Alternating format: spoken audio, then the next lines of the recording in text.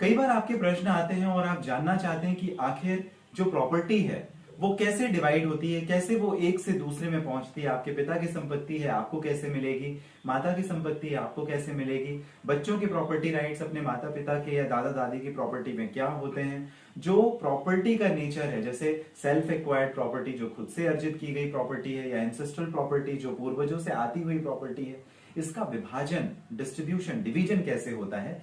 इन सारे मुद्दों पर आपने मुझे काफी सारे प्रश्न किए और ये जो पूरी वीडियो की सीरीज है यहां पर हम डिटेल में डिस्कशन करेंगे, डिटेल में जरा समझने की कोशिश करेंगे कि आखिर ये जो प्रॉपर्टी डिवाइड होती है, डिस्ट्रीब्यूट होती है, एक से दूसरे में हस्तांतरित होती है, ट्रांसफर होती है, इसकी क्या प्रक्रिया है। तो इनहेरिटेंस यानी उत्तराधिकार को समझना इस पूरे वीडियो की श्रृंखला में, जहां पर हम सबसे पहले इन शॉर्ट इस वीडियो में हम डिस्कस कर रहे हैं कि किन किन टॉपिक पे डिस्कशन करेंगे। सबसे पहला, बच्चों का अपने माता पिता की संपत्ति पर क्या अधिकार होता है, अगर वो संपत्ति सेल्फ एक्वायर्ड है, खुद से अर्जित की गई है तो, और या कि वो एंसेस्ट्रल प्रॉपर्टी है यानी पूर्वजों से अपने माता पिता से वो संपत्ति अर्जित की गई है तो यानी एंसेस्ट्रल प्रॉपर्टी के बारे में और साथ ही साथ सेल्फ एक्वायर्ड प्रॉपर्टी के बारे में हम बात करेंगे।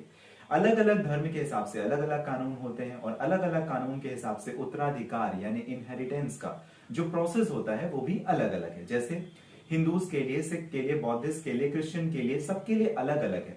हिंदूज के लिए कौन सा कानून है, the Hindu succession act 1956 amendment हुआ 2005 में, तो ये आ जाएगा हिंदू सक्सेशन एक्ट 1956 अमेंडमेंट 2005। दूसरा इंडियन सक्सेशन एक्ट 1925, ये किन के लिए है, ये भी एक कानून है जो सक्सेशन से डील करता है। मैं आपको डिटेल में बताऊंगा कि इसकी क्या खासियत है, किस तरीके से प्रॉपर्टी का डिवीजन होता है। अगर आप मुस्लिम लॉ से संबंध रखते हैं, अगर आपका धर्म मुस्लिम है तो मुस्लिम पर्सनल लॉ शरीयत एप्लीकेशन एक्ट ऑफ 1937, और अगर आप क्रिश्चियन है तो क्रिश्चियन अगर आप हैं तो द क्रिश्चियन इनहेरिटेंस लॉ के अंतर्गत आपकी जो प्रॉपर्टी है उसका डिवीजन, उसका डिस्ट्रीब्यूशन, उसका उत्तराधिकार, उसका सक्सेशन होता है। ये काफी इंपॉर्टेंस है। अगर आप हिंदू लॉ को बिलोंग करते हो, आपने इंडियन सक्सेशन एक्ट में या क्रिश्चियन इनहेरिटेंस में डाला तो आपका जो केस है वो कोर्ट में रिजेक्ट हो जाएगा।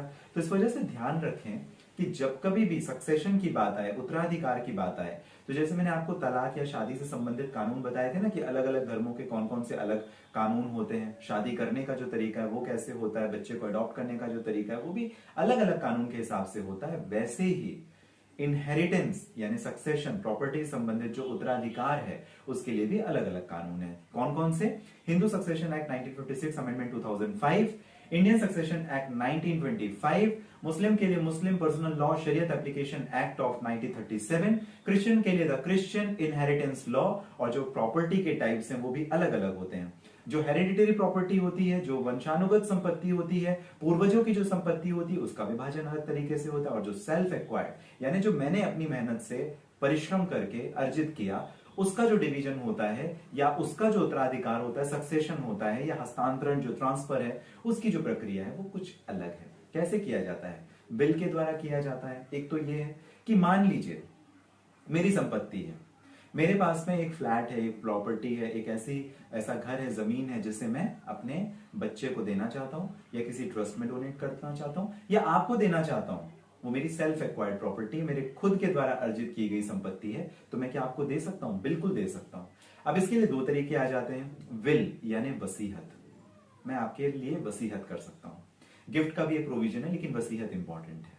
वसीयत यानी मैं जब तक हूं वो प्रॉपर्टी मेरे पास में है और मेरे मरने के बाद में, मेरे ना रहने के बाद में वो प्रोबेट करवानी पड़ेगी आपको, प्रोबेशन ऑफ विल कहा जाता है, और वो प्रॉपर्टी आपके फेवर, आपके नाम पर ट्रांसफर हो जाएगी, आपके नाम पर रजिस्टर्ड या दर्ज हो जाएगी। तो ये वसीयत के द्वारा हो गया।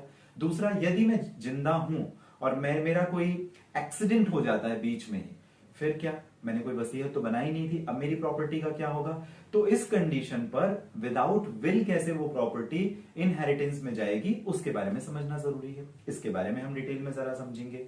इलेजिटिमेट चाइल्ड, अवैध बच्चे, मान लीजिए मेरा किसी और महिला के साथ में अवैध संबंध है मेरी पत्नी को छोड़कर, और जिसके साथ मेरा अवैध संबंध है उसके साथ यदि बच्चा हो जाता है तो उस इलेजिटिमेट चाइल्ड का, क्योंकि बच्चे कभी अवैध नहीं होते, हमारा रिश्ता अवैध हो सकता है लेकिन बच्चे कभी अवैध नहीं होते, तो इस कंडीशन पर उस बच्चे के क्या नियम कानून के हिसाब से उत्तराधिकार रहेगा उसके बारे में बात करना जरूरी है। एडॉप्टेड चिल्ड्रन, जिस बच्चे को आपने गोद लिया है उन बच्चों के क्या अधिकार होते हैं, तो ये काफी इंपॉर्टेंट है, इसके बारे में हम जरा समझेंगे। लिव इन रिलेशन में आजकल काफी ज्यादा चल रहा है लिव इन रिलेशन, लड़का लड़की शादी नहीं करते हैं और उसके बाद में एक साथ रहते हैं। अगर उनके बीच में भी अगर कुछ ऐसा हो गया कि बच्चा आ जाता है बीच में या कुछ, तो फिर उस कंडीशन पर जो चाइल्ड या चिल्ड्रन जो बर्न हो रहा है out of live in relationship, उसका क्या इनहेरिटेंस में राइट रहेगा, उत्तराधिकार में उसके क्या अधिकार रहेंगे, कैसे उसको प्रॉपर्टी मिलेगी या नहीं मिलेगी, इसके बारे में बात करेंगे। डॉटर्स के लिए 2005 में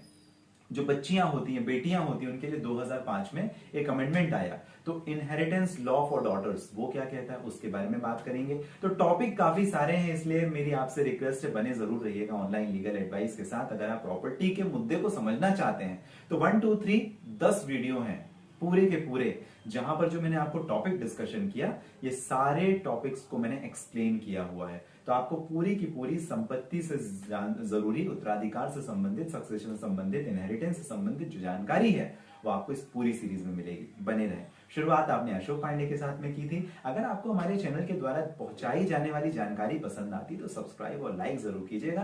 किसी परेशानी के लिए अगर आप करना चाहें बात, बिल्कुल कर सकते हैं, बेशक कर सकते हैं। इस वीडियो के डिस्क्रिप्शन में डिटेल है, लिंक है, जहां से आप डायरेक्ट अपॉइंटमेंट बुक करके कर सकते हैं बात। मिलेंगे अगले वीडियो में, जहां पर हम सक्सेशन उत्तराधिकार को शुरू करेंगे। आप सभी का धन्यवाद जो कीमती महत्वपूर्ण समय इस वीडियो में आपने मुझे दिया।